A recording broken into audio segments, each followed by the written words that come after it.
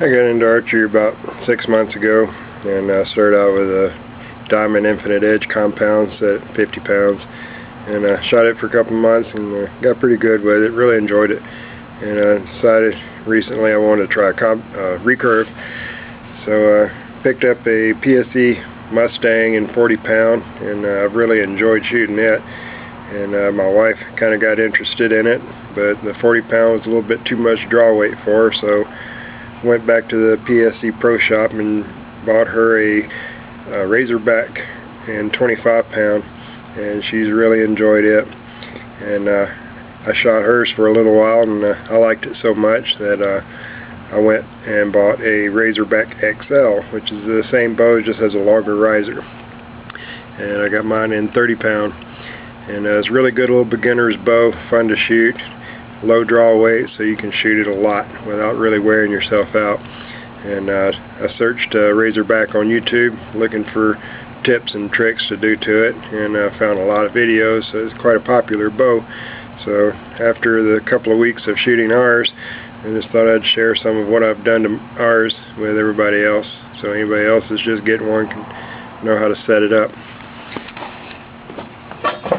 The first one is the Mustang, and what I did with it is put a true glow sight on it with a light, so I can shoot it in the yard at night. I also put a Cartel magnetic rest on it, and you'll notice it's recessed into the riser. Routed out the wood so I could mount it flush, because the Mustang does not have a recessed riser like the Razorback and the Razorback XL.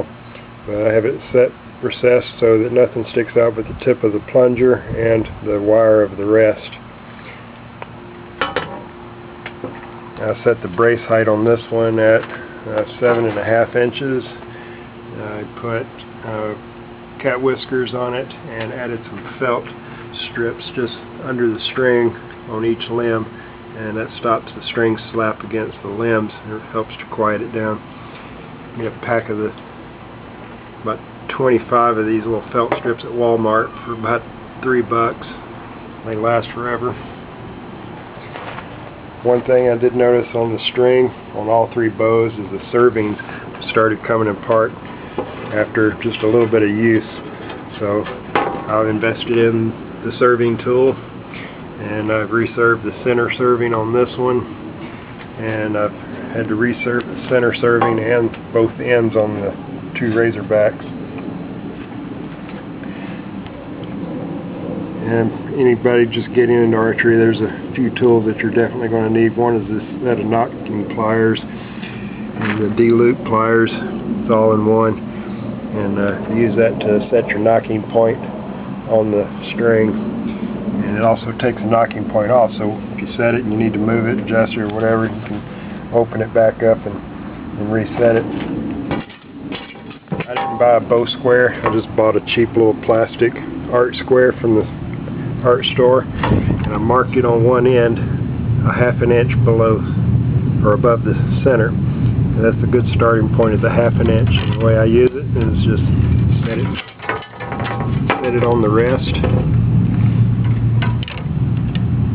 and then set it on the string, and wherever a ½ inch above the bottom of the square is, that's where I put the knocking point, and I start from there. This one actually worked out at a ½ inch. You may have to raise it or lower it. On the bow that I got my wife, the XL, I added the cat whiskers to it and put the felt strips under the limbs.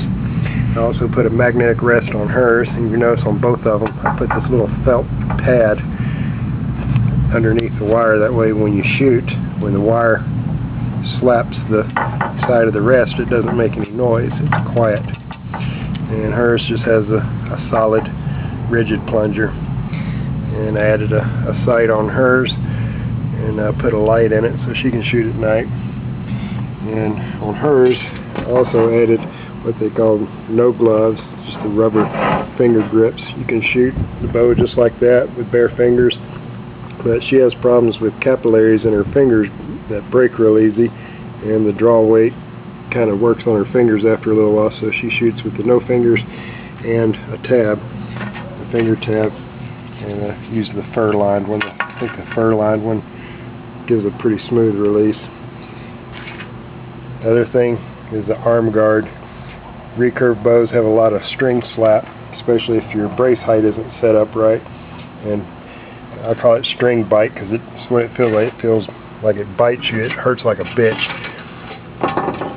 And hers is set up for the Razorback. I set the brace height at 8 inches, and you measure from the deepest part of the grip to the string.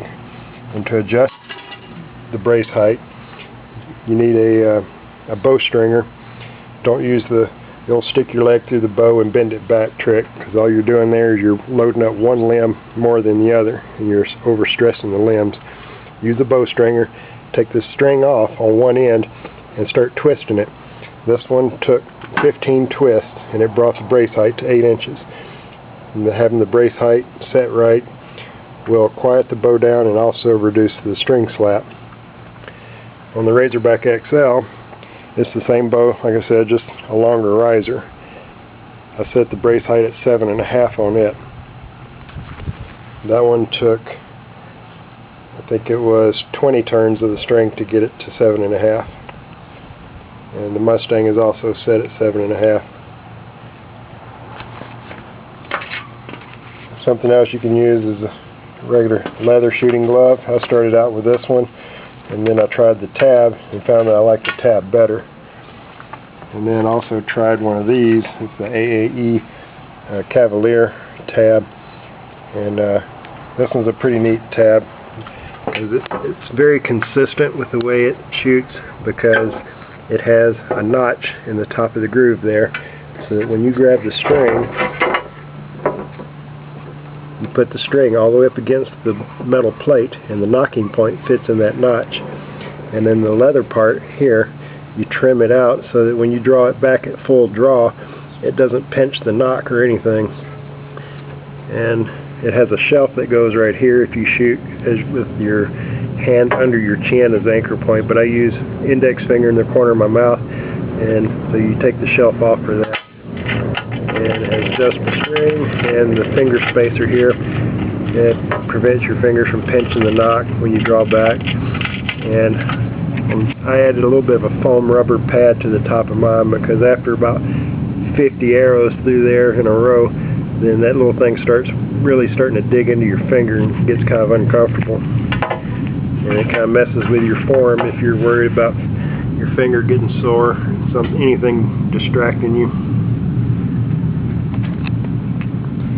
But that was pretty much it, what I did to mine. The cat whiskers really quieted them down, and the little foam pads. And this one I'm just using a regular flipper plastic finger rest on it, $4. And I have another magnetic rest and a plunger to go on this one as soon as I wear this one out. But as long as it's holding up, I'm going to keep using it. I'm going to get my $4 worth out of it.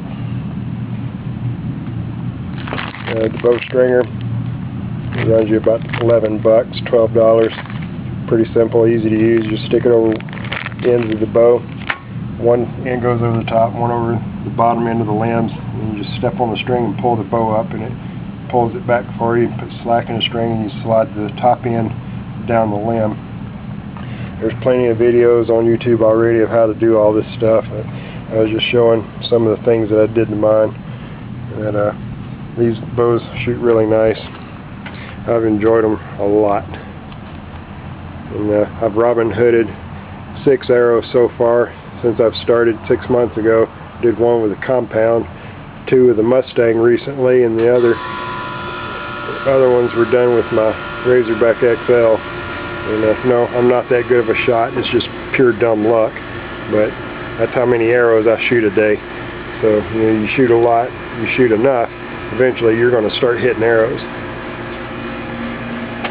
But they both group really good. I don't shoot in the traditional style. I shoot them kind of a mix between the way I shoot my compound and and competition archery. I don't pull back and let go. I don't shoot traditional. I have sights on it. I pull it back and I hold it. I aim and then I shoot. And that's probably the hardest way to shoot, but that's the way I like to shoot. I like to aim it, and I hold it there until I'm on target, and then I shoot. And I do all right with it. I get pretty consistent groups. I shoot here in the backyard 99% of the time, and that's my target. It's 12 yards from where I'm standing to the target. And I can consistently hit bullseyes with it. But it took a couple of weeks to get the groups small, but just keep shooting, you'll get better. You find your groove, and you try a lot of things, and that's the one thing with archery. Everything doesn't work for everybody, and things that don't work for some people will work for you, and what works for you won't work for somebody else. That's why it's important everybody shares what they do to their bows.